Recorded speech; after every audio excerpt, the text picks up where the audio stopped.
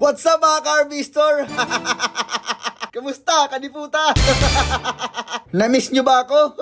Hali kayo, isasama ko kayo dito sa nabili kong resort. Paano kami dito napunta? Hali kayo, samahan nyo kami. Let's go!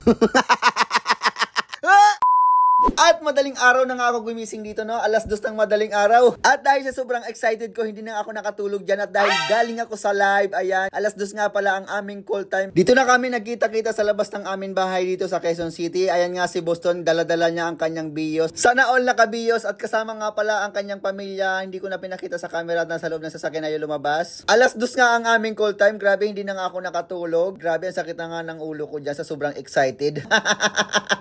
Hinakot ko na nga dyan yung aming mga dadalhin katulad ng mga panluto, tubigan, bigas kasi yun lang naman ang aking ambag. 2 motor na nga kami dyan at isang sasakyan, no? Yung ibang motor dun pa sa Santa Lucia namin pupuntahan. At bumiyahin na nga kami papuntang Santa Lucia, dun kasi ang aming meet up talaga. Dito na kami dumaan sa Commonwealth. Grabe, ang ganda ng kalsada, wala kagaanong sasakyan. Ito naman talaga ang kagandahan pag bumiyahe ka ng madaling araw, wala kang gaanong kasabay sa traffic. At ayan na nga dyan si Irish, inaantay kami dyan sa 7-Eleven ba yan? 7-Eleven.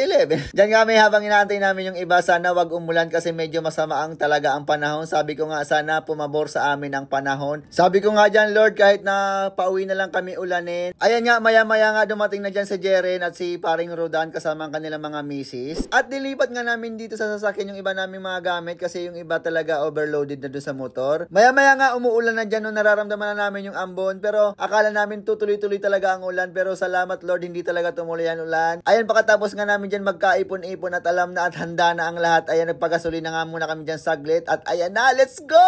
I'm excited! At dahil sa wala akong motor, angkas muna ako dyan, ang aking driver na si Miguel. Kilala nyo ba si Miguel? Ito, papakilala ko. Miguelito Guerrero! Ito si Miguelito! Ay, charot-charot lang yan ha. At dahil nga naiwan yung iba, at dahil sa sobrang bilis namin, ayan, nagantay nga muna kami dyan.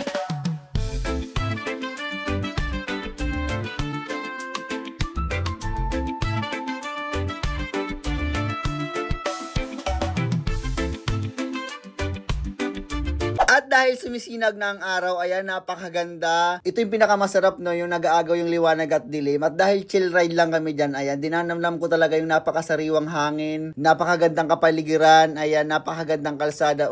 Grabe talaga, nature world. Ay, nature world. Chill ride lang talaga kami dyan. Akala mo napakabilis ang takbo namin dyan, pero naka-fast forward lang talaga yan. Oy, hindi yan. At dahil hindi sa tinipid yung kalsada, mabagal yung takbo namin dyan, naka-fast forward lang talaga yan. Ayan, nagwa 105 lang. 105, 106 ba yan? Alam ko sira ata yung ano dyan, yung speedometer. Speedometer o yung kontador. At sa sobrang bagal nga namin magpatakbo, no, nauna na nga kami dito sa Laguna, hindi namin alam kung asa na yung iba. At maya-maya nga nag-antay pa kami dyan. Nagtanggal nga muna ako dyan ng helmet. Ayan, napaka-pogi. Baga-baga niya kapogi. Asabahin mo na. Ay, charot-charot lang yan ha.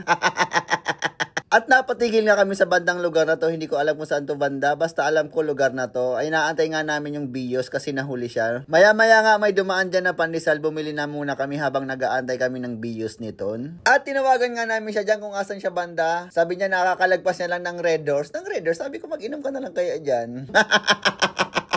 At dahil nabagot kami kakaantay, nagkape muna kami dito sa McDo. Ayan, nag-order muna ako dyan ng kape. Hindi ko alam kung ako ba nagbayad ng kape ko dyan. Basta inabot na lang dyan ni Miguel. Kilala niyo ba si Miguel? Ayan si Miguel, oh. Hindi charot-charot lang yan. Mabait siya si Miguel. Ayan. Miguelito Guerrero! Ito si Miguelito! Natatawa rin ako doon kay Miguel, no? Ayan din pala si Irish. At inabot na nga kami dyan na halos 2 oras kakaantay nung bios, walang dumating. Tumawag kami, nandun na pala sa unahan. Nauna na pala doon sa aming location, doon sa Real Quezon. At dahil nalaman nga namin na nandun na pala, nauna na siya doon sa Real Quezon, ayan, dali-dali na kami umalis at bumatsi na nga ni ang lahat. Nag-alala nga kami bakit wala pang dumarating na bios. Lang yan, nandun na pala sa unahan. At eto na nga, no, ini-enjoy nga namin dyan yung mga kalsada. Ayan, tamang banking lang. Sabi ko nga dyan sa driver ko, babangking tayo dyan, yung wala nang balikan. Tapos magmumukhang longganisa yung tuhod. Ay, charot-charot lang ha. Takbong pogi lang talaga kami dyan kasi madulas yung kalsada. Ayan, drive safe tayo mga pogi. Ay, mga pogi. At mamaya-maya nga lang, no, inabot na nga namin dito ang bios nito. Ayan, maya-maya din dumating na rin ang aming mga kasamahan. Ayan, nag-video-video pa nga ako. Hindi ko alam kung saan lugar na to. Parang pasalubong ba yan? Pasalubong center ba yan? At maya-maya nga lang din, pagkatapos namin tumambay magkwento-kwento ng konti. Ayan, sibat na ulit. Papunta na ulit dun sa aming pinaka-venue. Let's go!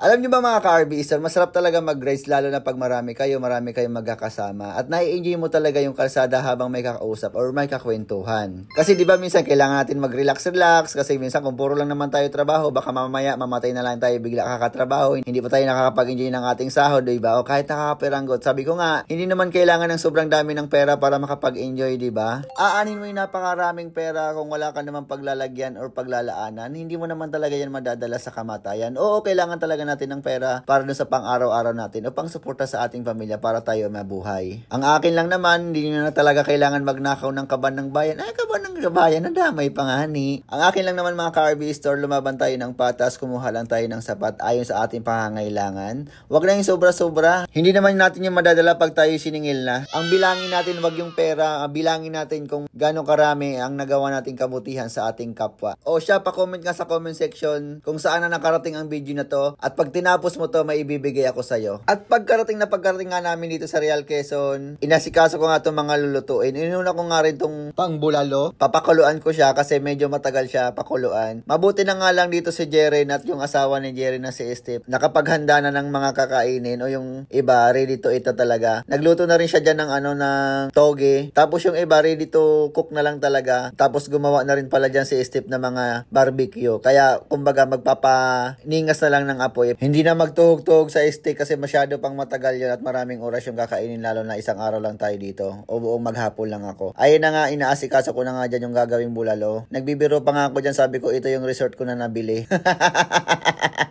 Oy, charot-charot lang yun ha. Malay nyo naman pagdating ng araw, di ba? O kung magkaroon tayo ng konting income, di ba? Makabili rin na tayo ng mga ganyan-ganyan para pagdating ng araw, hindi na tayo yung mag-uupa-upa ba or magbabayad ba ng katig-katig. Kung sarili lang natin. Pero hindi pa naman yun sa ngayon. Bala yung araw, ibibigay rin naman yan ni Lord. Hindi pa naman sa ngayon kasi hindi naman ako talaga masyado nagmamadali. Ini-enjoy ko lang talaga ang aking buhay. Kasi baka mamaya, hindi tayo umabot sa sa hangganan. Ay, sa hangganan talaga. Oy, charot-charot lang ha. Ang daming drama. Hinuhugasan ko na pala dyan paglulutuan ng bulalo. Ay, yung pinaka-paborito ko talaga yan yung bulalo. Lalo na yung bone marrow. Ay, naku, napakasarap talaga yan. Ayan, minukos-mekos ko na nga yan dyan insan. Habang yung kumpare ko dyan sa tabi ko, nagpapaningasan ng apoy, ng barbecue, o diba? Napakasarap mamaya, guys, yung pag-ihaw-ihaw ba dyan. Pero ngayon sa ngayon, yung problema ko muna yung pagpapakulo na itong bulalo. May dala na rin pala kaming dyan, gasol, yung maliit lang, ayan. Ganyan pala yung pagluto ng guys, yung bulalo. Unang-una, magsindi ka. O yung ibang sindi ha, wag yung ha. Ilagay mo yung baka, tapos ayan, sa hindi kumukulong tubig, ay ito na yung mga recipe. Ilagay mo yung mantika. Mantika ba? O hindi. Takpan mo yung kaldero para kumulo. At habang nag-aantay nga ako na kumulo yung baka, tinulungan ko rin dito si Jeren maghiwa ng mga sangkap-sangkap na yan. At habang si Jeren inaasikaso niya itong mga iihaw-ihawing katulad ng barbecue o lempyo. Lempyo? Lempo! Alam ko dapat may ihawin rin kaming bangus dyan, pero hindi ko alam kung bakit nakaligtaan. Wala kasi ata kami nadaanan na isda. Siguro kung may isda man, hindi talaga mapapansin kasi mas pipiliin ng mga bata yung hotdog. Syempre, hindi lang mga bata talaga yung malakas kumain, kundi yung mga matatanda talaga. May isaw rin pala dyan, tapos paan ng manok. Napakasarap talaga niyan. Hindi pa nga niluluto, natatakam na ako. Uy, napaka-uy, lutuin mo muna kaya yan. At habang abala ang iba sa kanya-kanya nilang mga gawain, yung iba naglilibang na katulad na may mga bata dyan na naliligo na. Yung iba natutulog din habang nag-aantay na maluto kasi napagod din sa biyahe, lalo na madaling araw din kami umalis at 2:00 na ata yun. Ay, tingnan, titignan ni The Master ang kanyang asyenda. The Master! Gusto ko ba sana palawakin kaso wala na siyang space. At eto nga yung gustong-gusto kong gawin habang nagpipiknik, ang pagluto or pag-ihaw-ihaw kasi dyan ako nare-relax. Habang niluluto ko nga nitong lempo na hindi ko talaga maiwasan matakam at alam nyo ba, busog na ako dyan kakatikim habang nagluluto. At At habang yung iba naliligo, yung mga bata, nagtatampisaw na sa swimming pool kasi mainit na din talaga ang panahon. Buti nga nakisama sa atin yung panahon, no, kahit na may bagyo. Grabe talaga si Lord, no, binigyan tayo ng pagkakataon, binigyan tayo ng isang araw na maganda. Hindi kami inulan sa daan, lalong-lalo na binigyan kami ng safe na biyahe. At ayun nga yung anak dyan nito, no, nauna na siya magtampisaw, nag-i-enjoy talaga siya. Ang kagandahan ho nga ni sa nabook namin tong resort na to is kakilala pa ng kaibigan ko na si Jeren. Kumbaga sa isang salita, nakatipid kami. Oy, nakatipid talaga. Ang kagandahan pa nga nito, no, meron siyang pool, tapos sa kabila, dagat naman. Tatawid ka lang ng kalsada, konting tumbling lang, is dagat na. Mag-iingat ka lang talaga sa pagtatawid kasi minsan, may mga mabibilis na sasakyan dyan. At habang hinaantay nga maluto yung pagkain, lalo-lalo na yung bulalo, ayan na, pumunta nga muna ho kami ng dagat para maglangoy-langoy. I-enjoy muna namin yung banyo. Ay, banyo talaga? Ano ba talaga? Hindi, habang nag-aantay ng pagkain at maluto yung bulalo na pinakuluan, ayan, pupunta muna kami dito sa dagat. Nakakatuwa ho nga dito yung dagat kasi napakabangnayad. Kumbaga, ang sarap talaga magtampisaw at maglangoy-langoy. Yun nga lang talaga, kailangan mo talaga ng sunburn. Sunburn ba yun?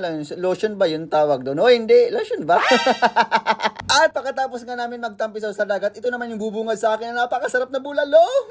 Sut-sut talaga malala. Ay, grabe nga yun. Ayan, napakasarap din na isaw dyan. Ayan, oh, diba? Luto na talaga yung isaw. Tapos may bulalo. Tapos, ayan, yung lempu tikay. May napakasarap din na Adidas dyan. Tapos hotdog. Pagkatapos ko nga dyan kumain, hindi na ako nag-video-video para ma-enjoy ko naman. At pagkatapos namin mag-enjoy sa buong maghapon, uminom, kumain, at mag-relax, ayan, nakalimutan ng mga problema. Ayan na nga, naghakot na kami ng gamit. Ayan, unti-unti na kami dyan nagliligpit. At pagkatapos namin bumiyahin ng ilang oras, hindi na ako nakapag-video dahil gabi na, dahil sa sobrang na ring pagod. Nag-focus na rin talaga ako sa biyahe. Ayan, nag-order na rin kami dyan ng kape. Alam ko, hindi kape yung na-order ko dyan. Milk tea ata yun.